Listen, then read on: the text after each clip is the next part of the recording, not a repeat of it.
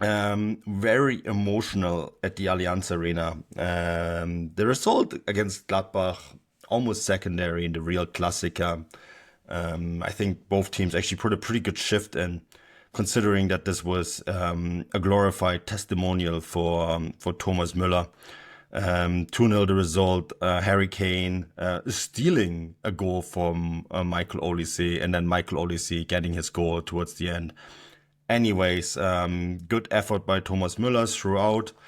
Then was brought around the 80th minute mark. A guard of honor. The referee is very tolerant with it all. And then the scenes after the match where he went to the stands and they had a 25 Thomas Müller jersey ready. By the way, a jersey designed in a way that Bayern Munich jerseys should be designed. Hint to Adidas. The Bayern fans also rolled out a big banner saying that the jerseys designed in the last 2 years have been what did they say? A negative mark on the club. So yeah, which they're right about, by the way. They're absolutely dreadful. Right. The new ones are horrendous. The lipstick jerseys this year were terrible, but the new ones top it. And the third goalkeeper kit. Have you seen the third goalkeeper kit? Yeah, it's crazy. That should be the jersey. Yeah, no, it is exactly. Absolutely should. So they're right. They're absolutely 100% right about voicing the grievances, I think. And it shouldn't really be hard. I think all they want is a red and white jersey, mostly red with a little bit of white. The Champions League winning jersey in 2001 comes to mind as being almost bang on. So, there's that. But yeah, the very emotional goodbye to Thomas Müller, and 750 games he's played for Bayern Munich. Of course, he has one more, we assume, against Hoffenheim next week. And then, of course, he's also going to play the Club World Cup, where I think they're going to really work hard to get very far into the tournament to finance, among others, Florian Wirtz this summer. So, there is a few more games left, but this was the last time he played for Bayern Munich at the Allianz Arena, we think. And I actually thought they hit all the right notes. Just rattling down the numbers. 750 games for Bayern Munich. He's won 13 titles in his 16 professional years playing for his hometown club, a club that he's been part of for 25 years. He joined them in 2000 from the TSV Pale Youth Academy. He's born and raised in the outskirts of Munich. This is pretty much, if you can paint or dream of how a professional career is going to go, this is the one, Stefan. This is how you would imagine it. Playing for your favorite club, winning all the titles, including the Champions League, not once but twice, and getting it to do it pretty much to the end of your career. To be honest with you, if I was him, I would retire at this point. You wouldn't be able to top it. Yeah, of course. When it comes to trophies won, few can match him. It seems like a bit of a cliche, but it's true. A one-club man is such a rarity in modern football these days. It's something that's always celebrated. People often say, when these players are in during their careers, like, oh, does he not want to test himself somewhere else? Does he not want to try playing somewhere else? But I think the nice thing about football is that when these guys do finish their career and they do retire and they have these moments, it becomes abundantly clear just how much they achieved. No one on that pitch or in the stands, or anyone watching at home, was thinking, yeah, but what if he'd gone off and played in England or Spain for a couple of years? And it didn't really matter at the end. And he was such a magical player. I was watching watching his speech. Obviously, he gave on the pitch, and he was talking about all sorts of things, saying, "Thank you for putting up with Radio Müller for so long, and I know it can be a difficult person to deal with, but I love you all." Blah blah blah. And what made me chuckle was actually in the background. Do you want to guess who was clinging on to that Bundesliga trophy with dear life in the background? In the background. Yeah, so all the players were kind of standing around him as he gave the speech to the Allianz Arena. Harry Kane. I think he's still holding it. I think he's probably saying, no, I'm taking this thing back to England just to prove that I won something. And I just thought that was really funny. Like Alphonso Davies and, Joshua Kimmich and stuff saying, I've got like 4 of these at home, you can have this one. But No, it was a really emotional moment, and as you said, I think the tone was perfect, and him talking about how the stadium and the club have evolved so much in the last 25 years, and how the Allianz Arena itself wasn't there when he obviously started playing for Bayern, and how it's now Hmm. full every week, regardless of who they play for, and that wasn't always the case. And he's right. It Bayern have kind of developed into this kind of super club with arm in arm or step in lockstep with Thomas Muller's career. Hmm. Um, I doubt when he first started off, Uli Hoeneß and Karl-Heinz Rummenigge and the likes and Heinkes or whoever else would have thought this is the guy who would become like the kind of poster boy for modern Bayern Munich, but he is, and he's a magical player. He really is. I was trying to put it into words on social media yesterday when obviously after it happened, and I was kind of taking it all in and thinking, this is the last time we'll see him playing at the Allianz Arena and things like that. And obviously, he still has the Club World Cup, and I don't know what his plans are for next year, if he's officially retired or not. But he strikes me as such an old-fashioned type of player in the modern era, and that's got a kind of bitter sweetness to it because I feel like if you were to Google or YouTube, Thomas Muller highlights, you would get a list of, or you get a compilation of videos of him like knocking headers in the back post or tapping in balls at the back post. Maybe the occasional long shot, maybe the occasional volley, but nothing that would really do justice to the type of player he is. Nothing I think that would do justice to how world class he was, as that kind of player who dominated space or attacked space or whatever you want to call it. And like I said on social media, it feels like future generations may struggle to appreciate why our generation thought so highly of him, almost in a sense because it's not like, if you want to know how good Lionel Messi is, you can just Google him and that Getafe goal will come up or something else, or sure enough, that goal against Germany, or I can't remember if it was Germany or Bayern, will come up. And, same with Cristiano Ronaldo, remarkable goals, Neymar, blah, blah, blah. It's harder to quantify what Thomas Müller did so well.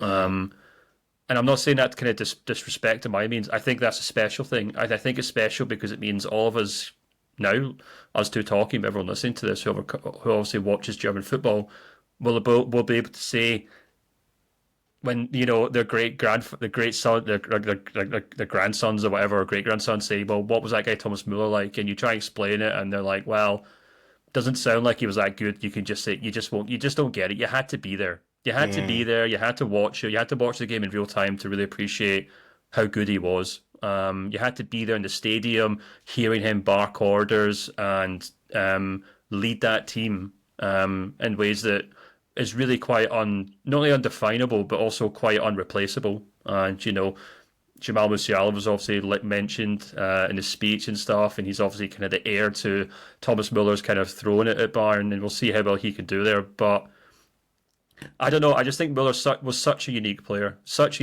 and because of that, it was hard to define him, and it was hard to kind of explain just how good he was. But it's also what made him so special. So yeah, it'll be sad to see him go because you just don't get players like that every day. No, you don't. Like, I always think he's the Rolling Stones of football players. And what I mean by that is that every single musician that plays for the Rolling Stones isn't really good, but when you put them all together, it's amazing. And that's kind of how I talked to someone at EA Sports once, and he said, like, look, we have such a hard time with Thomas Müller because his Mm. single attributes are all kind of crap. He can't shoot. He's not a good sprinter. His passing is kind of all over the place. His headers are terrible. But for some reason, you put it all in a package, and it's this incredible. It turns into this incredible footballer because he just works hard. You can't work rate is not something you can quantify on FIFA. His intelligence is not something you can quantify on FIFA, and he's extremely smart in reading the game. And these are the things that are really hard to just kind of quantify, and that's also why, as you mentioned, like one of the highlights. I mean, Müller goals they always kind of looked like crap, didn't they? It's just they weren't the nicest goal in the world, but he scored a lot of them, and he provided a lot of assists. He always was in the right place at the right time. He made teams better. whether it was Bayern Munich or the German national team. And he had his ups and downs, right? I mean, we remember there was a time under Niko Kovac where Bayern Munich looked like they were going to move on from him, and he kind of regained his form and became an important player once again, and worked his way back into the German national team, for example, where he ended up playing two more tournaments with, including this Euro 2024 in his own country to sort of cap it all off. And he's provided us with so many great moments, and moments that I think we're going to look back on and say, wow, that was really quite something. And again, it will not look special. Only will look special is the fact that he held the trophy into the night sky. And I thought it was really great that Manuel Neuer made a really big point of, because at the trophy ceremony this time around, the captain receives the trophy from the DFL CEOs, right? And Neuer kind of took it, but then kind of quickly passed it on and allowed Müller to lift it into the night sky. And then Müller, of course, handed it on to Harry Kane, who then handed it on to Eric Dyer. But I thought it was such a great and fitting moment that his last moment in the Allianz Arena was lifting a trophy into the night sky. And of course, he would have liked to do it with the Champions League on May 31st, but it wasn't meant to be. But there's just so many wonderful moments and times that we've seen, and then I don't know if we're ever going to have a football player like that on and off the field, because I think one thing that we don't really value high enough is the sort of personality that he is. And look, when we go to the Allianz Arena or any stadium that Thomas Müller plays in, he most of the time stops and talks to us journalists. And when there's games when Bayern Munich maybe won 7-0 against Bochum, and you sit there and you think, okay, what am I going to write about? You at least know that Thomas Müller will say something funny in the mixed zone, right?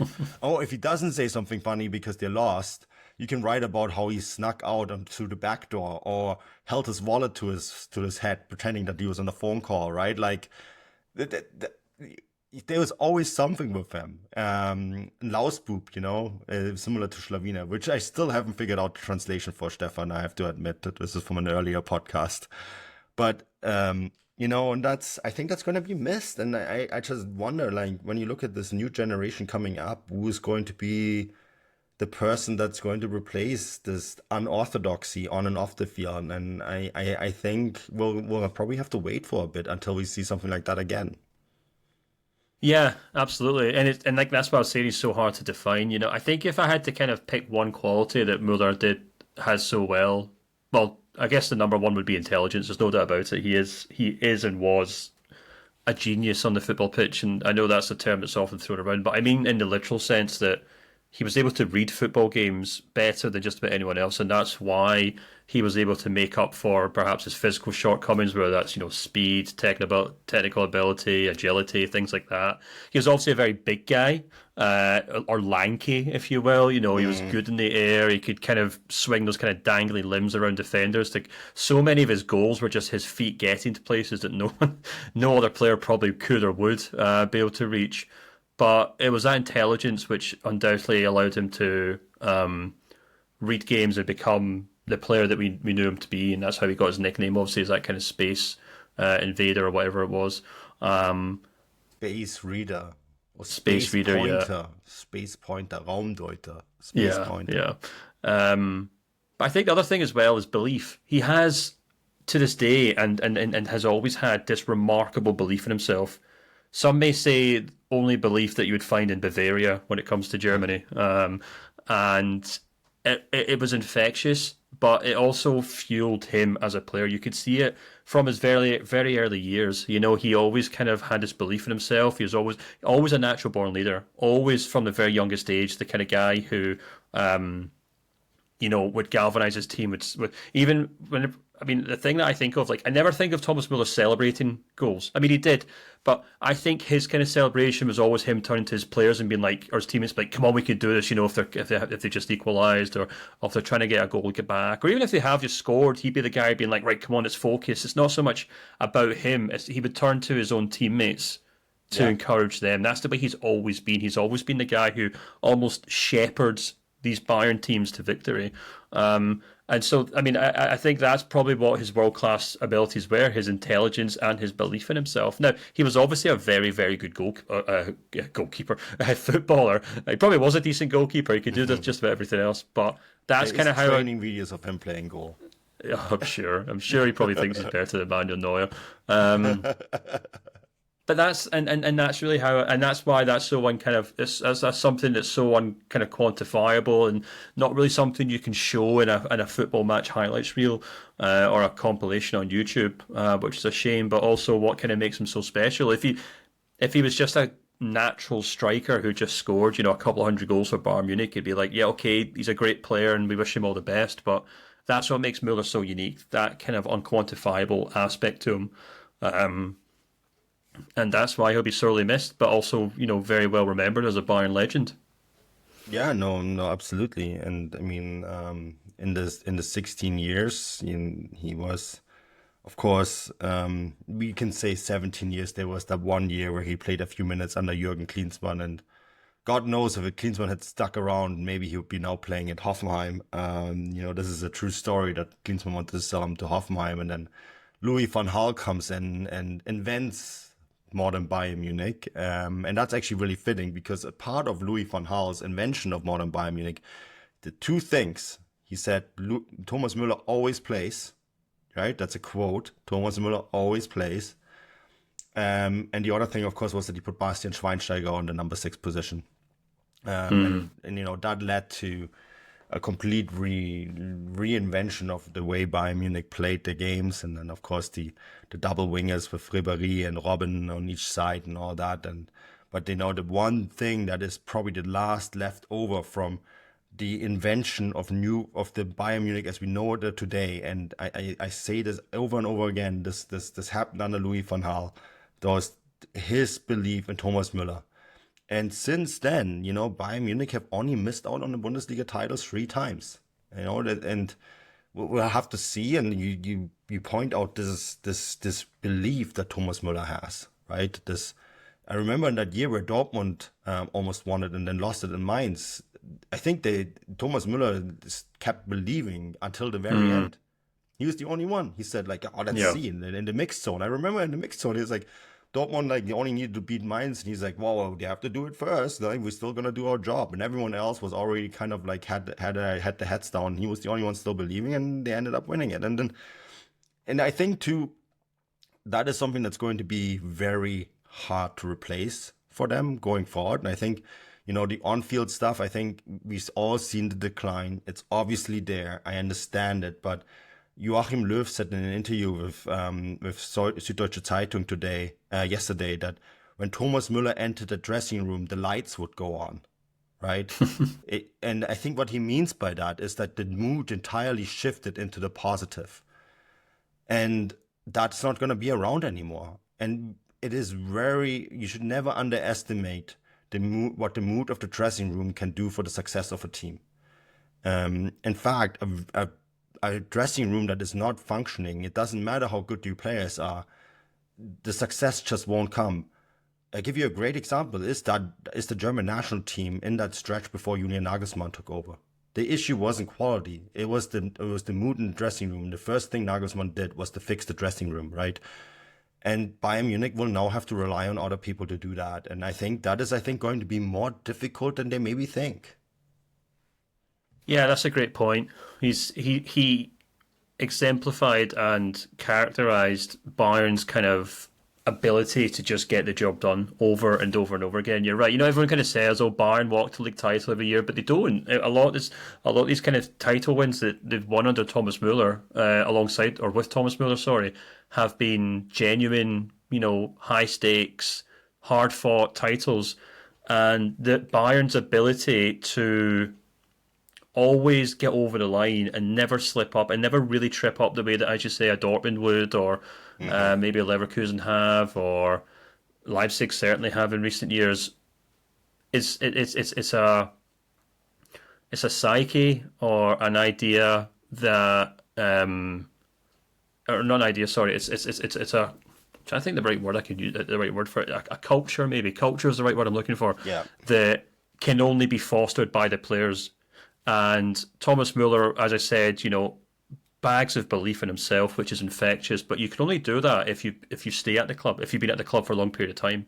If you're only at a club for 2-3 years, you can't really be the guy who embeds that culture. You can't be the guy who everyone looks to as an example. So obviously Thomas Müller's longevity is really impressive and has been the bedrock of Bayern building this kind of modern brand as the team that never trip up, the team that always know how to win league titles, the team that know how to get the job done.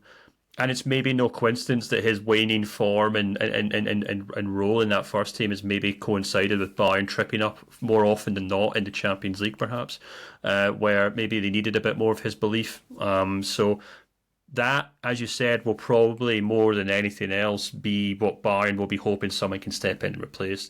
You look at that Bayern team or that squad right now, and you do kind of wonder who's the next Thomas Müller. Joshua Kimmich might argue it's him. He's but, too negative. Well, exactly. That's what I was going to say. Yeah.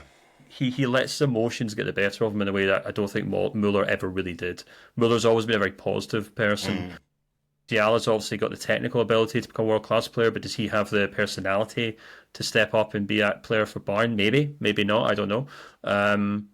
It's something that Bayern will have to obviously address, and they'll have to find new leaders in that team because one by one, that great generation of players are retiring. Manuel Neuer won't be long behind them, and it'll be up to a new generation to kind of step in and become the new Thomas Müllers, Bastian Schweinsteigers, Philipp Lahms, and Manuel Neuers. And we'll see what happens. We'll see if anyone can kind of step up to the plate and replace Müller in that regard. Yeah, has to probably be a Munich boy, to be honest with you. That's where this attitude comes from. So maybe Alexander Pavlovic. I think that's a guy that Müller actually named. He named him by name in the speech that he gave, in one of the speeches he gave post-game. Jamal was another, right? But, Jamal Musiala, although I think his personality is shining through more and more as he's becoming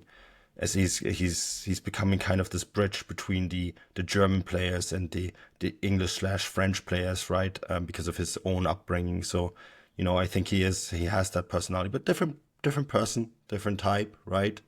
A little bit more polished in when it comes to interviews, whether it's in English or in German. So a little bit of a different type.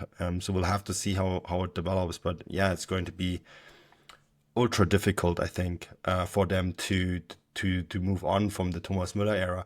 Before we talk about Javi Alonso, what's your favorite memory of Thomas Müller?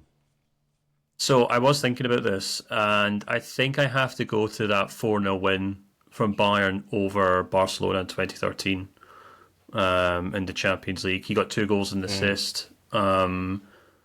And I think that game, if someone maybe in 20 years or even 10 years grown up, maybe, someone who's like 6 or 7 now, avid football fan, wants to know about the greats and they want to know what Thomas Müller was like, I'd really say go watch that game to see what made Thomas Müller Thomas Müller. He was exemplary. He was crucial to Bayern winning that game. That team, by the way, packed full of world-class players. Frank Ribery, Arjen Robben, Mario Gomez up front, absolute monster. Bastian Schweinsteiger, Javi Martinez, who was outstanding over the course of those 2 legs. But it was that... Mandzukic. So, yeah. But it was Müller who, steps up at the back post with a header to set up one of the goals. He scores a kind of tap-in in dying moments of the game. And then Bayern obviously go on and win the tie quite comfortably. But that game and that performance itself, I think, really does a good job of kind of summing up how good Thomas Müller was. And again, go back and watch it. And his goal celebration is him turning to his players and saying to them, focus. Game's not over. We've not won this. We have to pay attention. And that sums up Thomas Müller, completely selfless, not interested at all in being the star of the show. He just wants to shepherd those teammates to victory. That's all he's ever wanted to do. And that's the one that stands out to me. I think I'm going to guess, Manu, yours is probably a Germany game. Yeah, it is. Yeah, that's it. Yeah. The 2014 World Cup, the game against Algeria, where he trips after that free kick, and then tells the world afterwards, "Do you really believe I didn't do this on purpose?" I feel like that really sums him up too. And it was a trick that they apparently practiced in training that did go wrong. But his actual trip was done on purpose, which is actually funny that that part was actually meant to be, and it was the rest of the circus trick that went wrong. But yeah, the 2014 that game, I think I will think about that very often, and then the way he kind of just laughed it away in the in the mixed zone afterwards was very typical of him, wasn't it? That he just like kind of shrugged it off and laughed about it, and then of course he was crucial for Germany winning the World Cup in that year too. He was So that amazing in that Brazil game. He was yeah, he absolutely was. amazing. He Yeah, scored the first goal. He set up the second one. I mean, obviously Brazil were just absolutely atrocious that night, but Germany were just completely on it. The most complete performance, and yeah. probably just as crucial as any other player in that night. So, And I think he was yeah, also one of the leading voices in the dressing room at halftime to say, "Let's not humiliate them." hmm. This is really bad. This is about as bad as it can get for Brazil and their country. Let's the second half, because they could have gone out and put another seven past them, right? And he was one of those leading. I think the only one who didn't get the memo was Andre Schürrle. Um, but I from what I understand, he was one of the people in a dressing room who said like, okay, look, they're obviously completely destroyed. Let's not make this any worse. They're not gonna come back. Let's just dominate this match.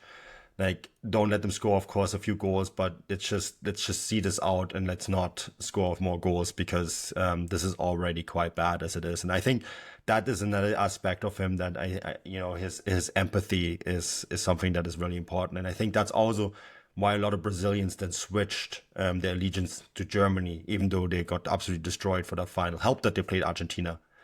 Yeah. Well, I think they support just about anyone except Yeah, Argentina. it is true. I was actually there for that final weekend in Rio, and like there was Germany jerseys everywhere. But the Germany team endeared themselves to Brazil, and it's a hard thing to do, right? Especially when you just absolutely destroyed their national team.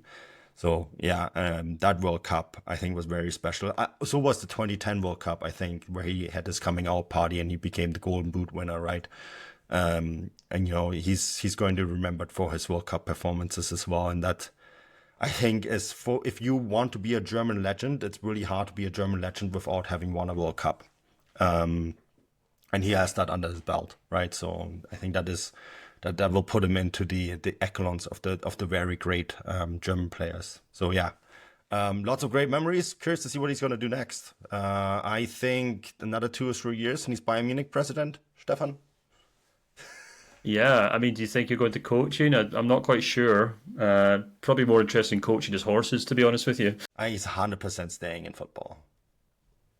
100%. In what way, though? In what capacity? That's the Whatever question, he isn't wants it? to.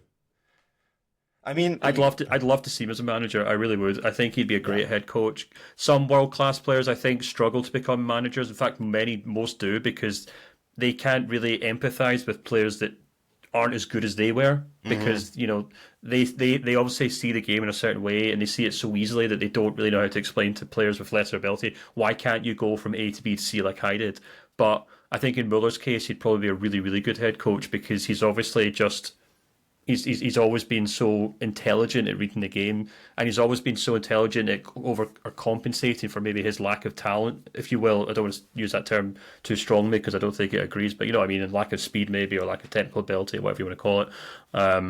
So he might be able to kind of step into a coaching role, see what a player is lacking, and say, right, well, here's how I would do it. Because he obviously had to do that for much of his career. So I think he'd be a great head coach, and I'd love to see him give it a go.